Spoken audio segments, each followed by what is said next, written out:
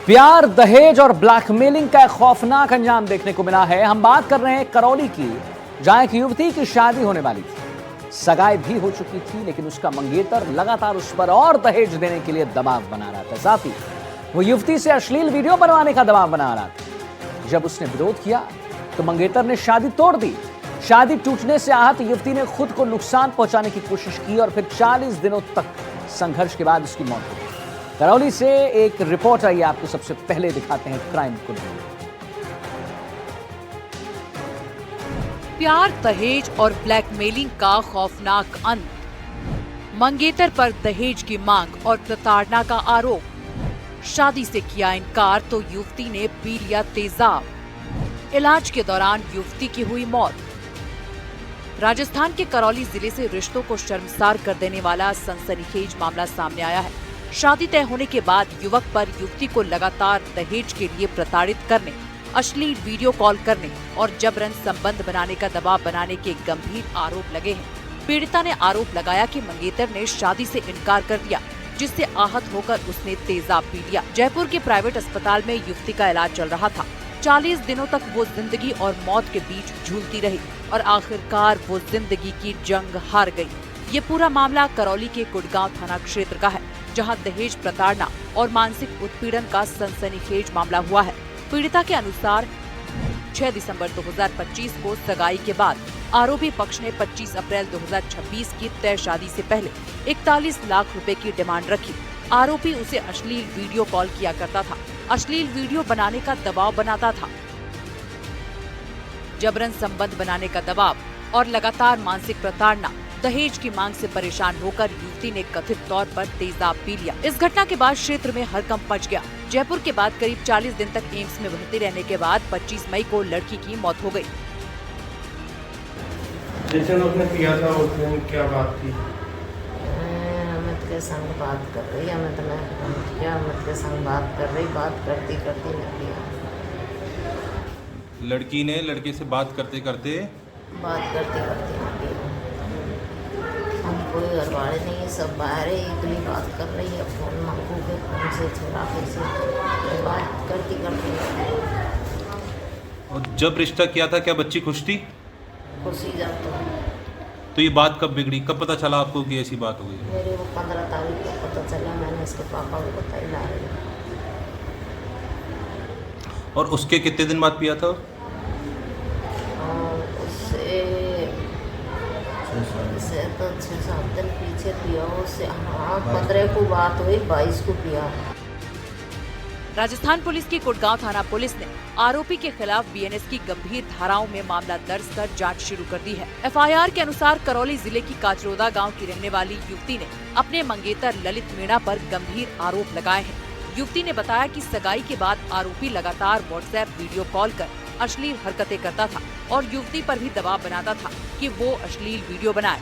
और जब युवती ने इन बातों से इनकार किया और लगातार दहेज की मांग से परेशान हो गई, तो इसे लेकर मंगेतर नाराज हो गया और फिर उसने शादी से ही इनकार कर दिया। ये था दीना की सगाई संबंध 6 दिसंबर 2025 को तय हुआ। गांव के बड़े बुजुर्ग पटेल हमारे ताऊ जी वगैरह गए थे। फिर हाल ही में 15 मार्च को हमें रीना बताती है कि भैया मम्मी अमित शादी से इनकार कर रहा है। उस लड़के का नाम अमित था जिससे उनका संबंध हुआ था। और शादी कब की थी? 25 अप्रैल। 25 अप्रैल को शादी होनी थी और लड़के ने 15 मार्च को लड़की से मना कर दिया कि मैं शादी नहीं करना चाहता। शादी की तैयारियां हो रही थी, दहेज की तैयारियां हो गई, रुपये का इंतजाम कर लिया कहीं से उधार लेके कैसे भी। पर उन्होंने कहा अब मैं नहीं करूँ, मैं शादी नहीं करूँ। ऐन मौके पे मना कर दिया। कोई कारण बताया इस चीज़ का? हमें कोई कारण नहीं बताया, पर इंटरनल सोर्सों से उन्होंने उनसे पूछा, उनसे हमने रुपए की भी कह दी ज़्यादा ले लो, पर हमसे एलिगेशन लगाते रहे वो क्या तुम्हारे जैसे 36 परिवार मिल जाएंगे अच्छे, मुझे जॉब वाली लड़की मिल जाएगी, ज़्यादा दहेज मिल जाएगा, ऐसा बोला उन्होंने। इस दौरान युवती का एक चैट भी सामने आया है, जिसमें वो अपने मंगेतर से बार बार बात करने की गुहार लगा रही है। चैट से लग रहा है कि वो शादी टूटने से काफी आहत हो चुकी थी। वो कॉल पर इस बारे में बात करना चाहती थी और उसका मंगेतर कह रहा था कि अब कुछ नहीं हो सकता। पीड़िता ने अपने मंगेतर पर गंभीर आरोप लगाते हुए बताया कि वो शादी से पहले ही युवती से संबंध बनाने का लगातार दबाव बना रहा था। पीड़िता ने आरोप लगाया कि जयपुर में सीटेट परीक्षा के दौरान आरोपी उसे मॉल ले गया और वहां पर भी जबरन संबंध बनाने का दबाव बनाया। युवती के मुताबिक शादी 41 लाख रुपए में तय हुई थी, लेकिन आरोपी लगातार दहेज और मांग रहा था। जब युवती ने विरोध किया तो आरोपी ने शादी से इनकार कर दिया। इसी से आहत होकर युवती ने तेजाब पी लिया। पहले उसका इलाज गंगापुर सिटी, फिर SMS अस्पताल और फिर उसके बाद जयपुर के एपेक्स अस्पताल में चला। बावजूद इसके युवती को बचाया नहीं जा सका और इस तरह प्यार, धोखे और ब्लैकमेलिंग का एक खौफनाक अंत हो गया। राजस्थान पुलिस की कुटगांव थाना पुलिस ने आरोपी के खिलाफ गंभीर धाराओं में मामला दर्ज किया है और जांच शुरू कर दी है। राजस्थान पुलिस ने गैंगस्टर रोहित गोदारा, वीरेंद्र चारण पर शिकंजा कसना तेज कर दिया है। दोनों गैंगस्टर्स अभी विदेश में फरारी काट रहे हैं। गोल्डी बराड़ के माध्यम से राजस्थान में रोहित एक के बाद एक वारदात करवा रहा है। ये गैंगस्टर्स विदेश में बैठकर स्थानीय गुर्गों के माध्यम से रंगदारी मांगते हैं और लूट, रंगदारी, हत्या जैसे वारदातों को अंजाम दे देते हैं। वहीं पुलिस ने अब गैंगस्टर के परिवारों पर शिकंजा कसना शुरू कर दिया है। पुलिस के एक सख्त एक्शन के बाद गैंगस्टर्स अब बौखला गए हैं। क्यों?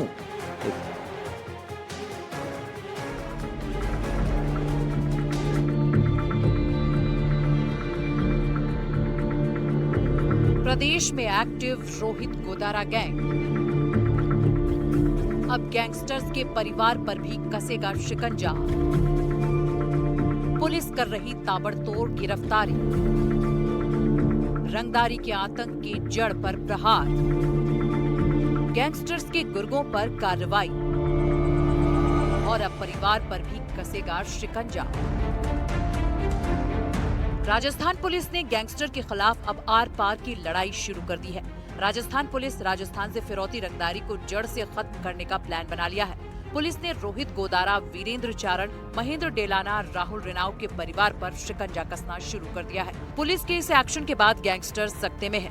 कार्रवाई के बाद एक संदेश तो साफ है कि पुलिस अब इन बदमाशों को किसी भी वक्त गिरफ्तार कर सकती है। हालांकि अभी सारे बदमाश विदेश में फरारी काट रहे हैं और वहीं से अपनी गैंग को ऑपरेट कर रहे हैं। परिवार की भी अपराध में भूमिका आने के बाद पुलिस ने एक के बाद एक गिरफ्तारियों की संख्या बढ़ा दी है। सीकर में एक व्यापारी को धमकी मिली थी। उस संदर्भ में जो प्रकरण पंजीबद्ध था, अनुसंधान के आधार पर एक व्यक्ति को गिरफ्तार किया गया है और उसको न्यायालय में पेश करके 2 दिवस का पीसी रिमांड प्राप्त किया गया है। सीकर में रोहित गोदारा गैंग के राहुल रिनावा के जीजा शिव गौतम को गिरफ्तार किया है। आरोप है कि शिव गौतम लोकल इन्फॉर्मर है। वो विदेश में बैठे अपने साले और बाकी गैंगस्टर्स को बड़े व्यापारियों की सूचनाएं देता है ताकि उनसे रंगदारी मांग सके। 5 करोड़ की रंगदारी में भी जीजा शिव का नाम सामने आया है। अभी आरोपी 2 दिन की रिमांड पर है। गैंगस्टर महेंद्र डेलाना के पिता चंदमन को गिरफ्तार किया गया। आरोप है कि रंगदारी के 2.5 लाख रुपए उसी ने ठिकाने लगाए। पिता चंदमन पर यह भी आरोप है कि वो रोहित गोदारा गैंग के शूटर, वांछित बदमाशों को पनाह दिलवाने में सहयोग करता है, पैसों का मैनेजमेंट भी संभालता है। वहीं रोहित गोदारा के भाई हनुमान दास स्वामी को गंगानगर पुलिस ने गिरफ्तार किया है। रोहित गोदारा के पिता संत दास और माता गीता देवी को गिरफ्तार किया गया है। आरोप है कि पूरा परिवार बेटे का सहयोग करता है। वहीं वीरेंद्र चारण के पिता नरेंद्र सिंह चारण को भी गिरफ्तार किया गया है। आरोप है कि 14 मई को कांग्रेस नेता राजकुमार पर फायरिंग हुई थी। इस मामले में पिता नरेंद्र सिंह का भी नाम सामने आया है। राजस्थान में पहली बार देखा गया है कि गैंगस्टर्स के पारिवारिक सदस्यों को भी गिरफ्तार किया गया है। फायरिंग की घटना के संबंध में पुलिस थाना रतनगढ़ में प्रकरण संख्या 191/26 दर्ज किया गया था। उक्त प्रकरण में पूर्व में 2 अपराधियों को गिरफ्तार कर न्यायिक अभिरक्षा में भिजवाया जा चुका है। प्रकरण में आपराधिक संलिप्तता प्रमाणित पाए जाने पर मुलजिम नरेंद्र सिंह, संतदास एवं गीता देवी को गिरफ्तार किया गया है। जाहिर है पुलिस का मकसद है जिस प्रकार से पीड़ित परेशान होते हैं, अब उस प्रकार से गैंगस्टर भी परेशान हो और वो सरेंडर कर दें। इन सभी पारिवारिक सदस्यों की अपराध में भूमिका आने के बाद पुलिस ने सख्त एक्शन लिया है। इससे या तो गैंगस्टर्स बौखलाएंगे या फिर समर्पण कर देंगे। उधर सूत्रों की माने तो राजस्थान पुलिस रोहित गोदारा, गोल्डी बराड़, वीरेंद्र चारण की गिरफ्तारी के लिए आकाश पाताल एक कर रही है। पुलिस का मकसद साफ है कि इन पर कठोर एक्शन लेना, ताकि गैंगस्टर जो है वो आत्मसमर्पण कर दे। परिवार पर अगर टारगेट किया है तो आत्मसमर्पण कर सकते हैं या फिर वो बौखला उठ सकते हैं और कोई बड़ी वारदात भी कर सकते हैं। उधर राजस्थान पुलिस आकाश पाताल एक कर रही है और गैंगस्टर रोहित कोदारा, वीरेंद्र चारण, गोल्डी बराड़ और विदेश में बैठे अन्य गैंगस्टरों को पकड़ने में कोशिश में जुटी हुई है। देखना ये होगा कि ये चोर पुलिस का खेल आखिरकार कब खत्म होगा। सेवकी जसराज के साथ दीपक चावला, एनडीटीवी जयपुर। विदेश में गैंगस्टर्स प्लान बनाते हैं और रंगदारी को अंजाम देने का काम उनके लोकल गुर्गे और परिवार के लोग ही कर देते हैं। इन गैंगस्टर्स की वो संबंधी जो अपराध में शामिल हैं, पुलिस उनके खिलाफ ताबड़तोड़ कार्रवाई कर रही है। बीते दिन सीकर से गैंगस्टर राहुल रिणाव के जीजा शिव गौतम को गिरफ्तार किया गया। गिरफ्तारी के दौरान वो अपनी पहचान छिपाने की पूरी कोशिश कर रहा था, लेकिन अब वो पुलिस के शिकंजे में है।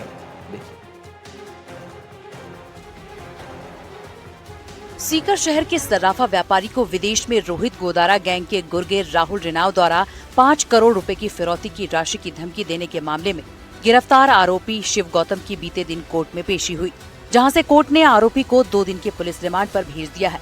फिलहाल कोतवाली थाना पुलिस पूरे मामले में आरोपी शिव गौतम से पूछताछ कर रही है। आरोपी शिव गौतम को जब पुलिस ने कोर्ट में पेश किया तो आरोपी मीडिया से बचने के लिए अपना चेहरा छुपाता नजर आया।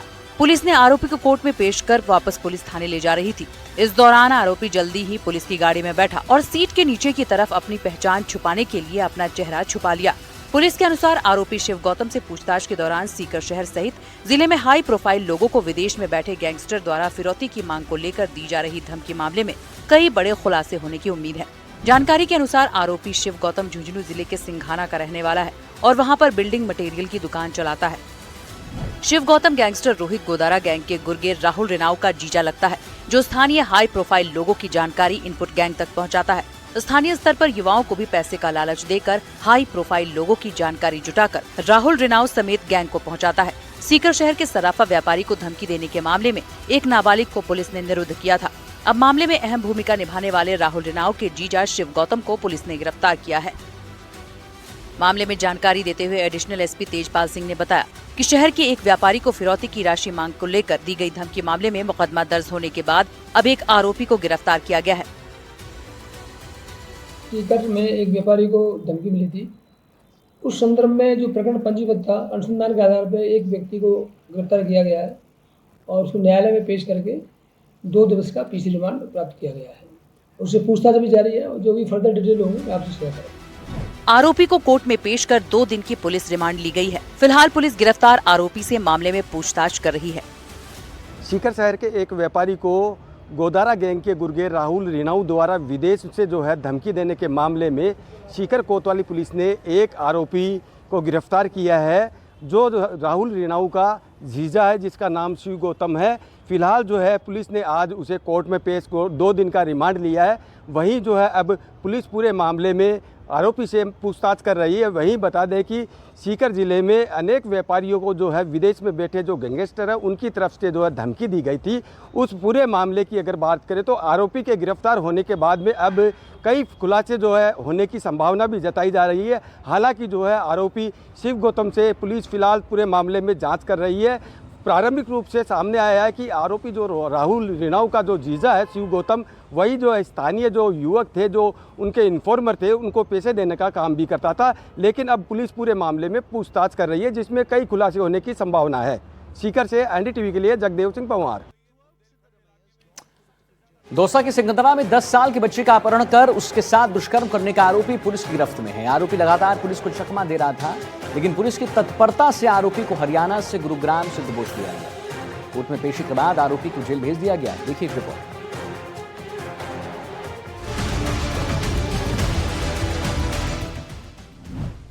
मासूम की चीखों का गुनहगार, सिकंदरा रेप कांड का आरोपी गिरफ्तार। गुड़गांव से दबोचा गया दरिंदा, पॉक्सो कोर्ट में पेशी के बाद जेल भेजा गया। दौसा के सिकंदरा क्षेत्र में 10 साल की बच्ची के अपहरण और दुष्कर्म के सनसनीखेज मामले में पुलिस ने बड़ी सफलता हासिल करते हुए फरार आरोपी को गिरफ्तार कर लिया है। कई दिनों तक पुलिस को चकमा देने वाला आरोपी आखिरकार हरियाणा के गुरुग्राम से पुलिस के हत्थे चढ़ गया। गिरफ्तारी के बाद उसे कड़ी सुरक्षा के बीच बापर्दा पॉक्सो कोर्ट में पेश किया गया, जहां से न्यायालय ने उसे जेल भेजने के आदेश दिए। अब जेल में उसकी शिनाख्त परेड कराई जाएगी।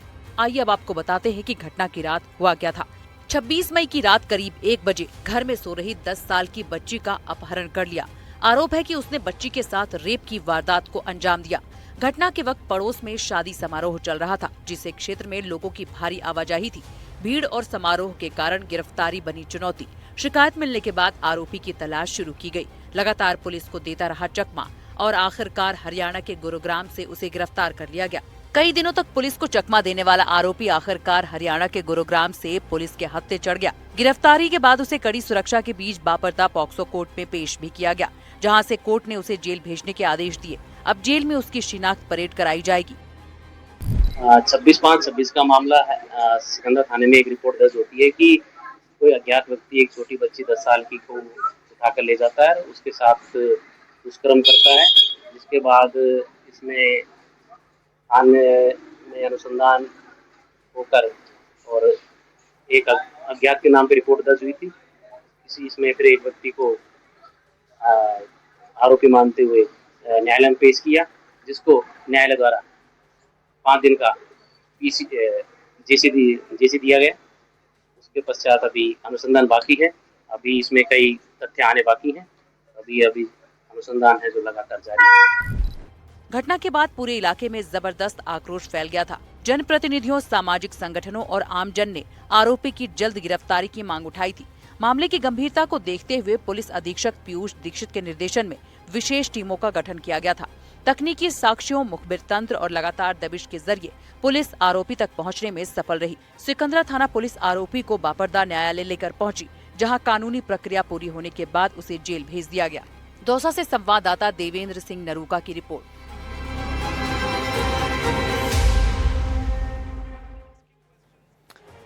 दोस्ती, भरोसा और त्योहार, इन तीनों के चक्रव्यूह में फंसाकर एक दोस्त ने अपने दूसरे दोस्त की जान ली थी। दिल्ली से सटे गाजियाबाद के खोड़ा इलाके से एक ऐसी हाहाकार करने वाले मामला सामने आया है जिसने पूरे एनसीआर को हिलाकर रख दिया, जहां 11वीं क्लास के छात्र सूर्य प्रताप चौहान को बकरीद के दिन उसके ही दोस्तों ने दावत के बहाने बुलाया, उसे बहलाया, फुसलाया। इसके बाद सूर्या के पेट में ताबड़तोड़ चाकुओं से वार कर दिया। जरा सोचिए, अस्पताल में दम तोड़कर, तड़प कर जब उसकी लाश उसके मां के पास पहुंची तो मां सिर्फ इंसाफ की बात कर रही है और कुछ नहीं।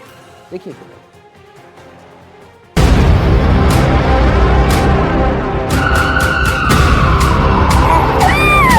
अरे भैया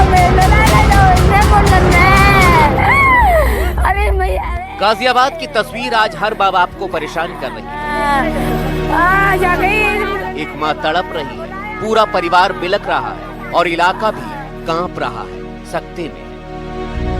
यहाँ 7 लड़के एक लड़के को घेरे हुए हैं, उसको दबोच रहे हैं और उसके साथ उसके बाद जो कुछ हुआ, दिल्ली एनसीआर का कलेजा कांप गया। आरोप है कि इन्हीं में से एक असद नाम के लड़के ने सूर्या चौहान को इसके बाद इतनी बुरी तरह से चाकू घोंप दिया कि उसकी अस्पताल में मौत हो गई। ये सब कुछ हुआ सूर्या के दोस्त की आंखों के सामने।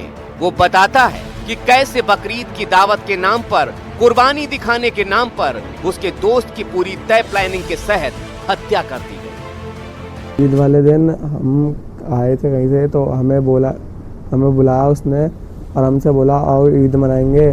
ईद मनाने के बहाने उस हमने बोला कि हम मीट वगैरह नहीं खाते, तो उसने कहा तुम्हें कुर्बानी दिखाते हैं आओ। वो हमें अपने साथ ले जा रहा था। ले जाता है तो 5-6 लड़के थे। उसने फिर बातचीत करते करते अचानक से चाकू निकाला और सूर्य के पेट में मारा। किसने? अशद ने। जब उसने उसके पेट में मारा, उसके बाद वो लोग मेरे पीछे भागते, उससे पहले मैं वहाँ से भाग गया। सुना आपने, दोस्तों ने बुलाया और फिर बकरीद के दिन उस पर ऐसे चाकू चला दिया जैसे उसी की कुर्बानी देनी थी। दिल्ली से सटा गाजियाबाद का खोड़ा इलाका, जहां नवनीत विहार में रहने वाला सूर्या प्रताप चौहान, उस पर चाकुओं से ताबड़तोड़ प्रहार कर दिया गया। हैरान करने वाली बात तो ये है कि सूर्या का दोस्त ये अभी तक समझ नहीं पा रहा है कि आखिर असद ने उसे मार क्यों डाला। पुराना कुछ था तो नहीं ऐसा हमारा। पुराने कोई रंजिश नहीं थी? नहीं, आज तक उससे कोई लड़ाई वड़ाई कुछ नहीं थी हमारी, ना उससे बातचीत थी। तो फिर सवाल ये उठता है कि सूर्या पर हमला क्यों किया गया? क्या इसके पीछे किसी और का हाथ भी हो सकता है? हालांकि पोस्टमार्टम के बाद सूर्या का शव जब घर पर लाया गया तो परिवार ने अंतिम संस्कार से इनकार कर दिया। साफ कह दिया, जब तक सूर्या के गुनहगारों पर शिकंजा कसा नहीं जाएगा, उनका एनकाउंटर नहीं होगा, घरों पर बुलडोजर नहीं चलाए जाएंगे, सूर्या का अंतिम संस्कार नहीं किया जाएगा। इस समय परिवार के तमाम जो लोग हैं वो बहुत ज़्यादा भावुक हो गए हैं, क्योंकि मृतक का जो शव है वो यहाँ पर पहुँच चुका है। शव के आने से पहले एम्बुलेंस में एक फ्रीज़र पहले लाया गया था, क्योंकि परिवार की लगातार मांग है कि जब तक आरोपियों को मौत की सज़ा नहीं मिलती है तब तक वो अंतिम संस्कार जो है वो नहीं करेंगे। ये आपको भीड़ भाड़ की मैं तमाम तस्वीरें यहाँ पर दिखा रहा हूँ। तमाम कुछ ऐसे हिंदू रक्षा संगठन भी यहाँ पर मौजूद हैं जो परिवार के साथ मौजूद है।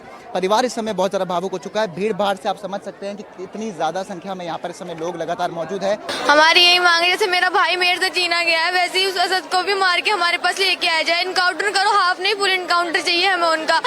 उस असद मेरे सामने आना चाहिए, तभी मेरे भाई की बॉडी यहाँ से जाएगी और उसके घर पे बुलडोजर चलवाया जाए। सर 9 महीने कोख में रखने वाली माँ बार बार अपने बच्चे के जाने के गम में बिलख पड़ती है, परेशान हो जाती है कि आखिर उसके बच्चे को क्यों मारा गया। बच्चे की मौत पर अब माँ भी उबल पड़ी है। हम क्या चाहते हैं, हमें बस लड़के को मारना है। जैसे मेरे बच्चे को मारा है उसने, जैसे मेरे बच्चे को चाकू डोल घुमा दिया ना, तैसे मैं उसकी यहाँ से बाहर निकाल दूं कैच के। घर से क्या असद ने बुलाया था? हाँ, फोन करके बुलाया था मेरे बच्चे को। हाँ, ये बोला था आ जाओ ईद मिलते हैं।